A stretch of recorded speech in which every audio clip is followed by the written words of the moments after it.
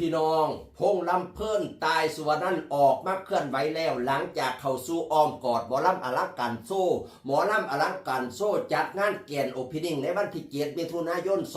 2568พระเจ้าก็มีการออดิชั่นศิลปินเปิดตัวศิลปินหมอลำอลังการโซ่หลายผู้หลายคนหนึ่งในนั้นคือนางเอกสาวเดินตามฝันตายสุวรรณันพร้อมด้วยพิธีกรพงลำเพลินเข้าสู่อ้อมกอดของหมอลำอลังการโซ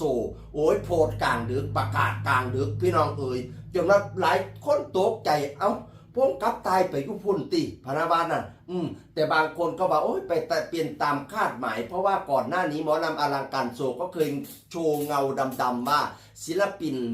หมอลำผู้หญิงผู้หนึ่งสิมาอยู่หมอลำอลังการโซ่หลายคนกระเดาว่าเป็นตายบางคนกับบ่แมนดอกเพราะว่าพงบอกว่าตายบ่ไปตายสิอยู่ศิลปินผู้ไทยอีกพนาวานั่นน่ะและแล้วก็ปรากฏว่าพงกับตายก้าวเข้าสู่หมอลำอลังการโซ่พี่น้องเอ๋ยเพิ่นก็มีการเปิดตัวต้อนรับตายสุวรรณันต้อนรับพงลำเพลินอย่างเป็นทางการพี่น้องเอ๋ยบอดหนุกะมาโพดว่าโอ้ยดีใจหลายบอกเคยเบิ่งตายจักเทียบอกเคยฟังตายล่ำจักเทียบัดนี้เห็นตายล่ำโอ้ยจะเป็นเสียงดีเสียงหวานเสียงดีเสียงหวานเสียงมีเสน่ห์มากหลายพนาวานั่นน่ะประทับใจจนว่าร้องกรี๊ดนี่เหลือผู้หญิงที่จะเป็น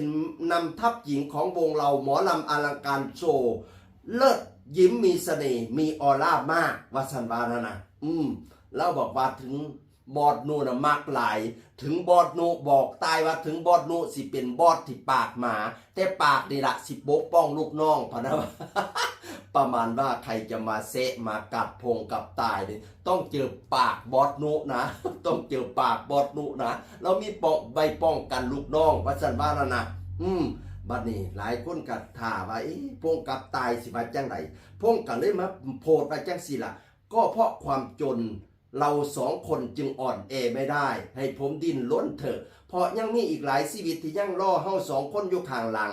ผ้าละผมมีเยอะความฝันก็มีอีกไก่ผมตั้งใจแล้วผมต้องไปให้ถึงบ่มีไผอยากถือตาหน้าว่าเป็นคนบ่ดีดอกแต่ผมต้องเอาตัวให้รอดในยุคเศรษฐกิจแบบนี้ขอโทษทุกคนที่ทำเหตุผิดหวังในตัวผมขอบคุณทุกคนที่ยังรักและเข้าใจผมหนักแค่ไหนก็ต้องทนเพราะความจนมันน่ากลัวพิธีกรพงลำเพลินหมอลำอลังการโชว์ปีหนึ่งพงเป็นคนโพดพี่น้องเอ๋ยเห็นใจเขาสองคนเถอะความจนมันน่ากลัวผมก็เลยต้องดินล้นเพราะว่าคนทั้งหลังถ่าอยู่หลายลูกกะมีพ่อแม่กะมีพี่น้องเอ๋ยต้องเลี้ยงเกียบเสียมเนี่ยมามเพิ่นต้องดินล้นในภาวะเศรษฐกิจแบบนี้หลายคนอันบ่อยากถือตาหนาว่าเป็นคนบ่ดีดอกหลายคนที่เฮ็ดในผิดหวังที่อันผมเฮ็ดให้ผิดหวังก็ขอโทษได้หลายพนาวานะโอ้ยก็เห็นใจอยู่เนาะความจนมันหนักกว่าคือว่าล่ะพี่น้องเอ๋ยเมื่อปิดฤดูกาลมันอยู่ศิลปินผู้ไทยเอฟซีน้องตายก็มาให้มาไล่หลายดิเด้จึงคืนพวงบักไล่มองบักใหญ่พ่อสมหวนสมควรเอฟซีเราขลายอยู่พี่น้องเอ๋ยเป็นกำลังใจให้เด้อสู้ๆเด้อเป็นกำลังใจให้แต่ฝากจากน้อยนึงเด้อย่าว่าข่อยตีเพราะว่าทำลายเด้ออันนี้บ่เป็นตีเพื่อเหยียบเพื่อยำเพื่อทำลายดีตีเพื่อยกเพื่อย่อให้สูงขึ้นตีเพื่อให้มันดีบัดนี้นี่สิเว้าอีหยังสิโพดอีหยังคิดคักๆยำแหลกๆสาแล้วจังค่อยกืนฟ้อนเว้ามันขาเจ้าของเขาสิเอามาว่าเฮาย้อนหลังได้เอาคือว่าบ่ไปบัดนี้นี่คือไปสินะมันก็เลยสิบ่ดีครับตัวเฮาจังอันเฮาปานใดซะดิ